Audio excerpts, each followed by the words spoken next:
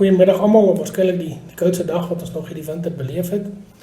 Die wat na die vorige opnames gekyk het, sal weet ons is besig om te kyk na die boeke van die Nuwe Testament. Vandag gaan ons veral kyk na Handelinge. Handelinge is geskryf deur Lukas, is die 5de boek in die Nuwe Testament. Is geskryf in Grieks en dit is geskryf direk na die hemelvaart van Jesus. Dit gee vir ons baie waardevolle inligting oor die geskiedenis van die ontstaan van die Christelike kerk. Die belangrikheid van die boek Handelinge is nie net oor die geskiedenis van daardie tyd nie, maar dit gee ons ook spesifieke inligting soos dorpe en datums en feite wat 'n duidelike bewys is, Christelike geloof is gegrond op ware feite. Lukas vertel van ons van Jesus se laaste paar dae op aarde, waar Christene bymekaar kan kom om God te prys en kerk te hou.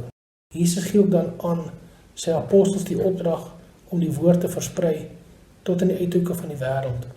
En dit is vandag ook nog ons opdrag, die verspreiding van die woord. Soms is ons bang en huiwerig en twyfel dalk aan onsself, maar Jesus se belofte wat hy aan hulle gegee het, geld vandag nog vir ons, naamlik dat ons sal krag ontvang deur die Heilige Gees. Kom ons bevestig dit en ons lees Handelinge 1 vers 7 en 8.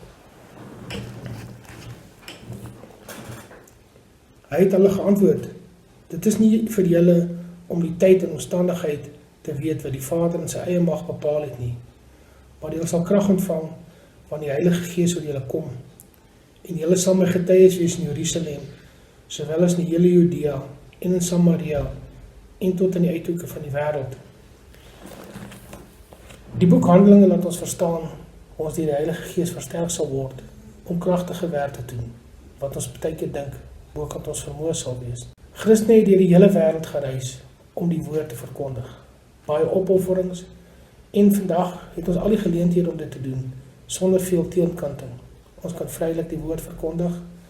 Ons word nie beperk tot sekere omstandighede nie. Die eerste Christene het maar baie swaar gekry.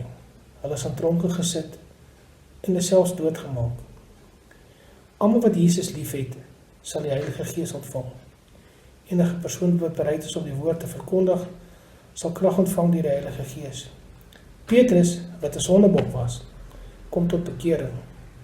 Paulus was aanvanklik teen die kerk gewees en hy verkondig later die woord en hy word 'n volgeling van Jesus. Kom ons gebruik elke geleentheid tot ons beskikking.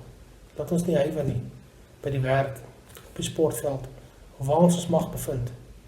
En ons weet, met die Heilige Gees kan ons enigiets doen en is enige ding moontlik. Kom ons versterk mekaar, veral in die tyd wat ons mekaar nie miskien gereeld sien nie en ons soms begin twyfel, dat ons weet die Heilige Gees is daar en met die boek van die lewe kan ons baie vermag. Sterkte met hierdie tydperk en onthou die Heilige Gees is met ons almal. Dankie.